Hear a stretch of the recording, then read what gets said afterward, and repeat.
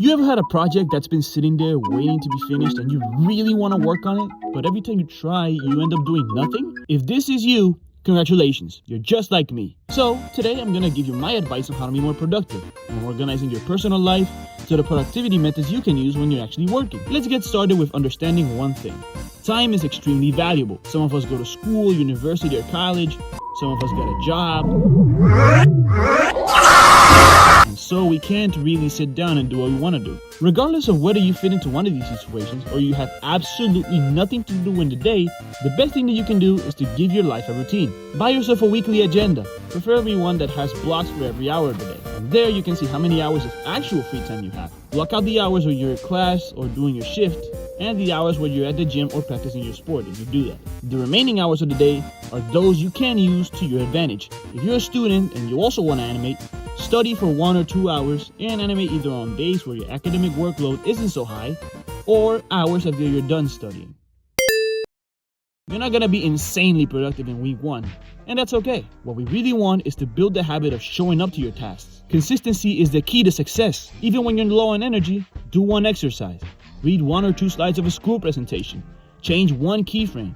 Small things build up over time. You'll be done with everything and you won't even realize it until you look back and see just how far you've come. However, another important factor is recovery. If you try to work at maximum input every day, you just crash and burn. If you're into sports or fitness, you should know that rest is just as important as training. Some hours of your day should be spent eating your essential meals, winding down and shutting off all your electronics so you can have a good night's sleep, waking up and giving your body the time that it needs to do so, giving your mind some space so you can be mentally ready to go from one task to another. Just understand that you're not a robot. You don't have unlimited energy. If you're too tired to work, then don't. Just be sure to come back tomorrow and keep it pushing, even by a small amount. That way you don't lose the habit of working. Now that I've explained how to organize your life, what do we do when it's time to work? Let's talk about it. A very famous productivity method, and one that I tried before and really like, is the Pomodoro technique. Set up a timer of 25 minutes. Those 25 minutes are purely for work.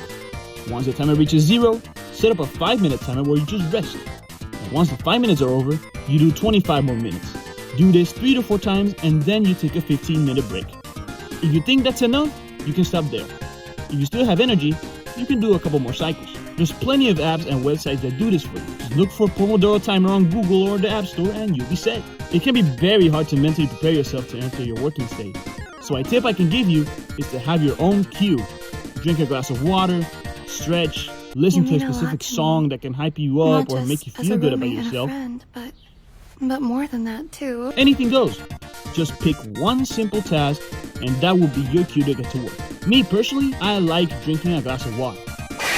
Another method you can try in case you don't want to use a timer is to build a weekly reward system for every time you work.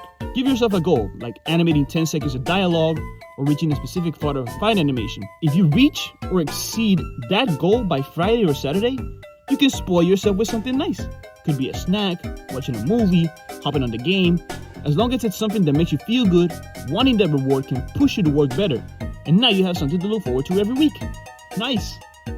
I use both methods sparingly. Experiment with both and pick the one that made you feel better or made you more productive. You can also create your own methods, like hopping on productive Discord call with your friends at specific times of day, or you can record yourself so you can keep track of your progress. In the end, the only person who knows how you work is you.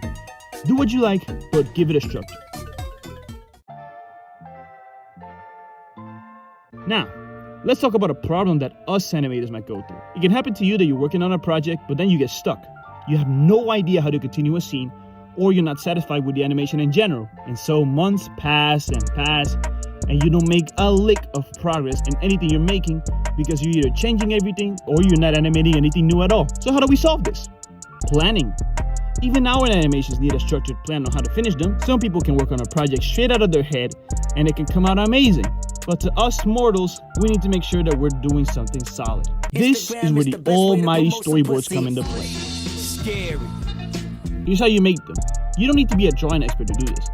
Find a storyboard template, preferably one that has enough space for you to write notes for each panel. Download it and open it in any art software you have. In each panel, you'll draw a shot for the scene, showing the characters, the motion, and what they're saying in case they talk in the scene. This is why we need a space for notes. You can write the line the character says, or you can specify what happens in the shot. If the camera pans, if there shakes, if there's a zoom in, etc. Storyboards don't need to be masterpieces. They just need to be understandable, easy to make, and easy to follow through. Without storyboards, animating was a combination of creating thinking and analysis along with manual labor. Figuring out what to do in the scene and put it in motion at the same time can be really taxing in the long run. With storyboards, you can separate creative analysis from manual labor. You can correct any parts of the animation that don't satisfy you without having to change anything in your timeline. And animating becomes nothing but a matter of executing what you created in the storyboards. What I like to do is to animate during the day and storyboard at night. If I'm starting on a project, I don't animate anything until I have at least 2 storyboards pages done and solidified. If you're an animator like me who struggles with getting something finished because you don't know what to do, storyboards are an amazing tool for you. I can't recommend them enough. And that's it for me today. If you have any suggestions of what you want me to talk about next, feel free to leave a comment down below. Be sure to like, subscribe, hit the bell, and send this video to people who can't finish a project. See you later.